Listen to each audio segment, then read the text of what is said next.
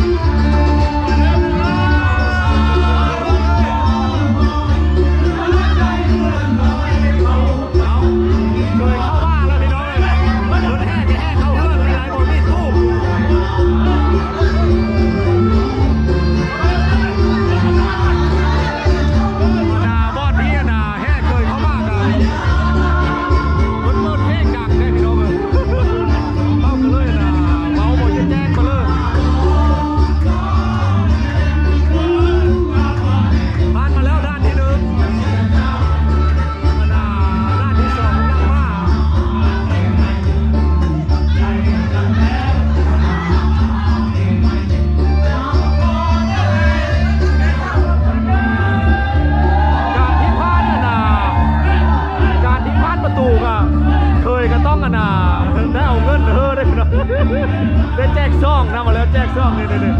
แจกซองแล้วแจกซองแล้วแจกซองแล้ว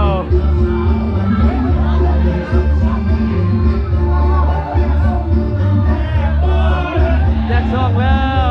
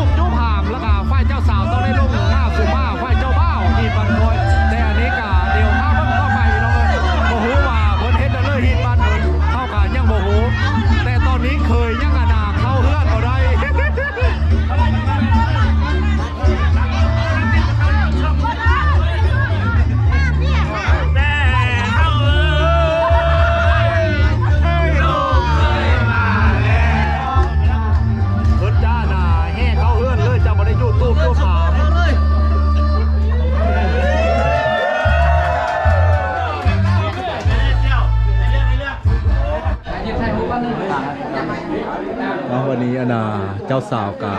ได้ลงมาแต่ถึงเฮินได้ลงมาแต่ถึงเฮินเพิ่นก็ได้ถือเสียวเงินเสียวข้ามจูกลงมาพี่น้องโอ้เฮาบ่เคยเห็นจักเธอทำอีที่เฮาได้มางานแต่งอะนะเมืองง่อยแขวงหลวงพระบางเพิ่นอนาจูงไปเสื้อผ้าควันเฮาได้เพิ่นจูงไปเสื้อผ้าควันปุ้น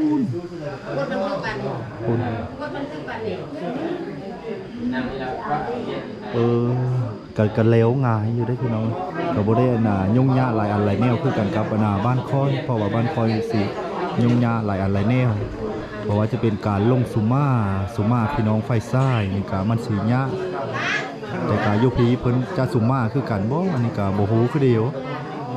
ลงมาสุมามีหมอนมีสนะนะแบบบ้านคอยนะเขามาทางนี้มันเต็มนี่ไอ้น้องไฟซ่าเนี่ยมันเข้าสู่สาธารณรัฐประชาธิปไตยประชาชนลาวสันติภาพเอกราชประชาธิปไตยเอกฐานพัฒนาถาวรกฎบันทึกการสู่ขอเบาสาวยิงตามกฎหมายว่าโดยครอบครัวสบับเลขที่ซึ่งหาทับสปสลงวันที่26กรกฎาคม2008ยิงตามความหักมักของผู้เบาสาวหรือวันที่22เดือน5 2022อยู่ที่เรือนของฐานจันเพ่งพัดพงสวรรค์ปัจจุบันอยู่หน่วย22บ้านน้องเขียวเมืองง่อยจังหวัดพะบ้างวิธีสู่ขอเบาสาวเพื่อเอากันเป็นผู้เมียตามเหตุของประเพณีระบ้างข้าวผู้กองปัญญสิทธิ์เกิดเมื่อวันที่8เดือนเก่า1985อาชีพพนักงานเสื้อสารลาวสันสารลาวชนเผ่าลาวลุงศาสนาพุทธและนางนีลพรพงสวรรค์เกิดเมื่อวันที่8เดือน5 1994อาชีพพนักงานเสื้อสารลาวสันสารลาวชนเผ่าลาวลุงศาสนาพุทธภายสายประกอบมี1ทันนั่นยิงปัญญาสิทธิ์สายผู้พันเป็นเมฆ2ฐานคำมีทองสวรรค์ใส่ผู้พันเป็นยา3ฐานผู้ทองสวรรค์ใส่ผู้พันหัวหักทางภายยิงประกอบมี1ฐานจันเพ่งพัดพงสวรรค์ใส่ผู้พันโผกิน2ฐานบุญสมคุณมณีใส่ผู้พันเป็นลุง3ฐานทองพันพงสวรรค์ใส่ผู้พันเป็นลุงผ่านการปรึกษาหารือทางสองฝ่ายได้ตกลงเป็นเอกภาพกันดังนี้ทางฝ่ายซ้ายมีสินสอดเป็นค่าดองเงินสด22,999,000 กีบคำ2 บาทหรือว่าคงสดมือการแต่งดองหรือว่ามือสุขอหรือว่า22,999,000 กีบคำ2 บาทหรือว่าเป็นพบพกบ่ได้ข้างค่าเครื่องอยู่บนนอนคุมตนเองอาหารการกินข้าว100เบี้ย100อาหาร100ออกตลาด1 ล้านกีบคือว่าเอากฎระเบียบของบ้านเลยทรัพย์เดิมของเจ้าบ่าวมีเงิน60 ล้านกับดินปลูกสร้าง1 ตอนรถจักร1 คันคำ1 บาททรัพย์เดิมของเจ้าสาวมีเงิน5 ล้านมีดินปลูกสร้าง1 ตอนสหัสเงิน1 เซนรถจักร1 คันคำ2 บาทกับเก่าหุนคือว่านัดหมายการแต่งดองคือว่าวันที่9 เดือน 6 2022คือวันนี้เลยเพื่อเฮ็ดการสู่ขอตกลงกันทางถึงได้รับการจัดตั้งปฏิบัติทางสองฝ่ายมีข้อผูกพันกันดังนี้1ตั้งนาสร้างครอบครัวเป็นครอบครัววัฒนธรรมดำรงชีวิตถูกต้องตามกฎหมาย2รับประกันความเสมอภาคระหว่างผัวเมีย3เคารพนับถือพ่อแม่ญาติพี่น้องทางสองฝ่ายเบิ่งแย่งช่วยเหลือซึ่งกันและกันถ้ามีภายหนึ่งหากบ่ปฏิบัติตามบทบันทึกที่ตกลงกันแม่นรับผิดชอบต่อกฎหมายว่าโดยครอบครัวเกี่ยวกับการทดแทนความเสียหายเนื่องจากการบ่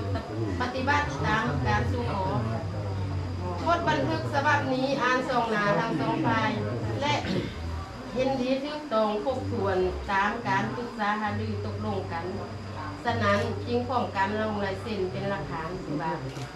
สาธุธรรมายุวัฒนังเตสิมิตังยาวานิปานังสารนังคัจฉามิธัมมังอายุวัฒนังเตสิมิตังยาวานิปานังสารนังคัจฉามิตอนนี้ก็เพิ่นเฮ็ดพิธีแล้วก็มัดแขนพี่น้องจังน้อยเฮาก็สิเข้ามัดแขนเพราะว่าลุงตาพาเข้าเฒ่าแก่แนวโฮมเพิ่นก็ญาติพี่น้องทั้งสองฝ่ายนี่ก็ยังเพิ่นทันได้มัดแล้วนะผู้เฒ่าผู้แก่เพิ่นทันได้มัดแล้วเดี๋ยวผู้เฒ่าผู้แก่เพิ่นมัดแล้วก็แต่เฮาก็สิเข้าไปมัดแขนพี่น้อง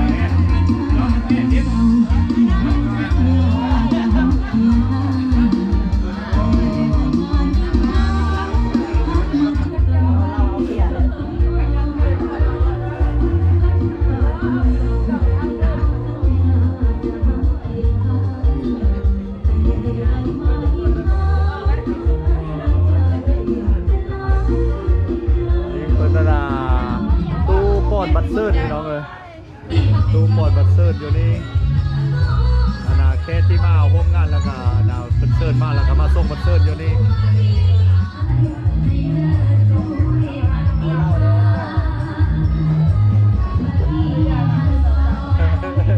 เราจะก็เนาะเพราะว่าสร้างภาพเพิ่นนั้นเอาเพิ่นเลยก็เจ้าสู้เราออกการภาพคือจริงงามอยู่ดอกมื้อนี้ยับไปอีกก็ได้บ่รู้ว่าจังไดเนาะสถานที่ก็ถือว่าเหมาะสมอยู่ดอกมื้อนี้อยู่เบื้องขวาฝ่ายซ้ายยิงซ้ายขวาเจ้าบ่าวมาอยู่เบื้องขวาเจ้าบ่าวอยู่เบื้องขวาเนาะเปลี่ยนเอาเลยนึงฝ่ายยิงมาอยู่ทางเบื้องซ้ายเนาะยิงซ้ายขวาเนาะจังซั่นนี่ถือว่าเจ้าภาพทั้งสองฝ่ายมื้อนี้ก็ถือว่าสุดยินดีภาคภูมิใจที่ได้จัดงานดอกงานนี้ว่าให้แก่ลูกให้หลานเพิ่นก็ถือว่าเจ้าภาพทั้งเบื้องสองฝ่ายก็บ่ได้ปะหินให้หมองบ่ได้ปะของให้เศร้าพี่น้องจัดงานดอกงานนี้ว่าไปตามฮิตของประเพณีฮิต12ของ14ฮิตนี้ของเกียงของเราเฮาที่สืบทอดกันมาแต่โบราณกาลเนาะก็ถือว่าบรรดาแขกบ้านที่มีเกียรติตัวนี้เอามาฮอดแล้วก็ถือว่ายับยั้งใจสวยเนาะสักก็ขอถือเป็นเกียรติเชิญสำหรับสถานที่ตอนนี้ก็ถือว่ายังความบางคนได้นั่งกันไปเป็นกันเองเลิศวันนี้งานโด่งงานในบ้านวันนี้ตามอัตนศัยของบรรดาแขกบ้านที่มีเกียรติเนาะได้เวลาจบก่อนแล้วก็เชิญเจ้าภาพจากกองฝ่ายของเราเนาะไปเชิญเอาบรรดาแขกบรรดาทานจงห่วงหักประธานอาหารต่อไปเอาก็เชิญเลย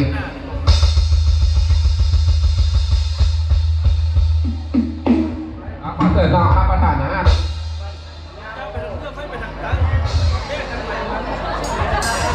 เดียวมีเราพาไปสอนเอง Hãy subscribe cho kênh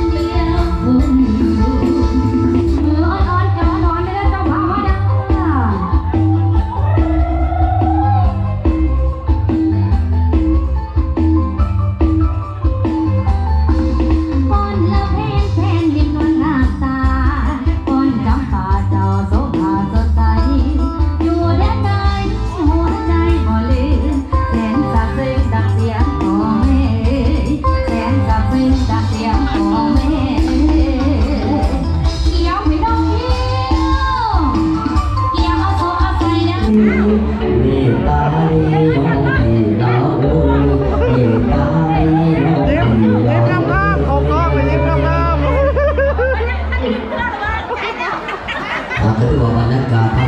để không bỏ lỡ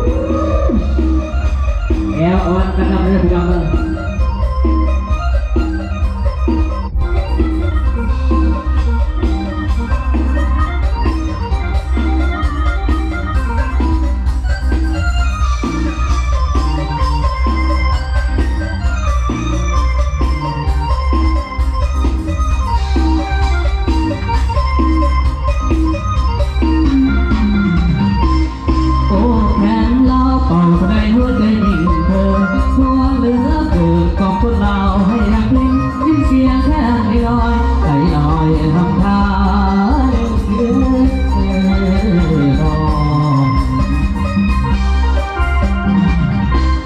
เป่าแขนลาวเต้าหงเผาลาว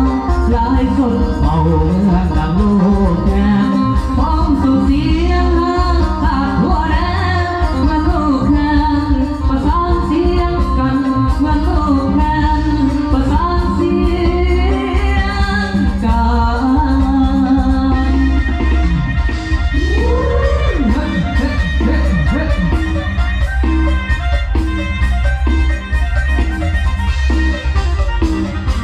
เอาเกี่ยวซ้ำไทยเดิมคนไอ้แก้วยังบอกที่เราต้องไปในตัวในตัดตื้มจอกเราจะเมียกันไปเด้อ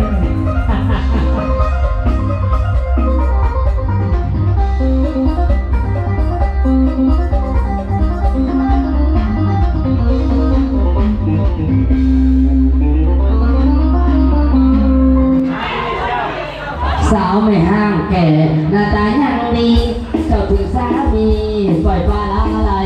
ผัวเจ้าดีฟักเข้าไปได้เมียใหม่ที่บ้านน้องไว้ให้เลี้ยงลูก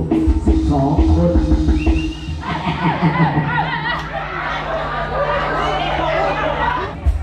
อันนั้นขออนุญาตเด้ออันผู้ใดมีผัวต้องง่าย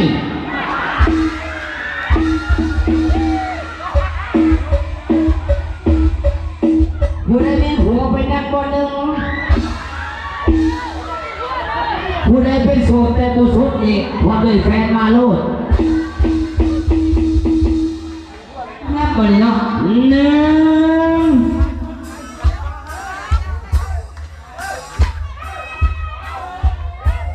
เฮ้ยแต่มือสาวไหมฮะ2เริ่มเตือนไปเอาไปทางซ้ายนะเด้อ3ตอนนี้ได้แท้ๆมาเนี่ยมอบบรรยากาศ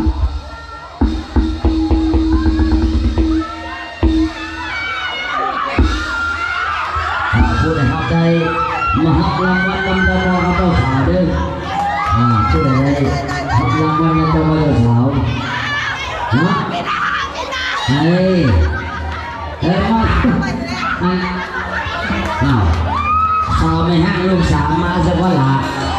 นี่แม่แล้วพอนี้ก็จะแม่ละพอนี้สั่งเราที่พูดแล้วพอรอปีหน้าแต่งงานไหม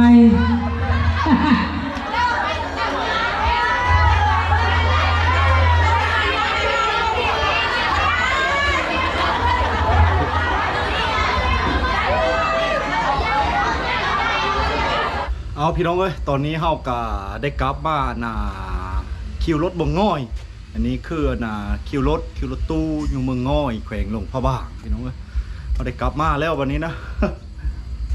เพราะว่าเฮาเก็บภาพบรรยากาศในงานแต่งอายเม่หรือว่าลุงนะพี่น้องเอ้ยเฮาก็ยังบ่แล้วเวคักซ้ำนะพอดีเม่เมาแล้วเอาเม่มานอน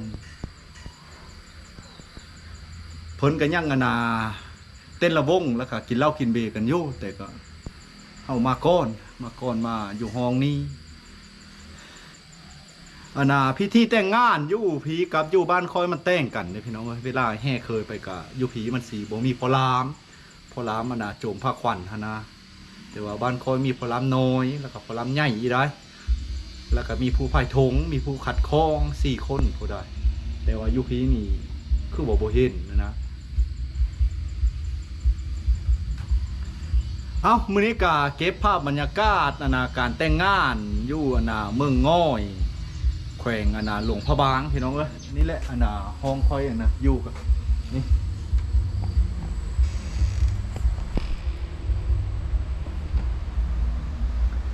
เมเมาละแจกมับว่าสิโมนมู่กับบ่ได้โมนพี่น้องเอ้ยเอาสำหรับคลิปนี้ขอฝากไว้เส้นนี้ก่อนขอขอบเจอเลยล่ะที่ชมแต่ต้นจะจบพี่น้องเอ้ย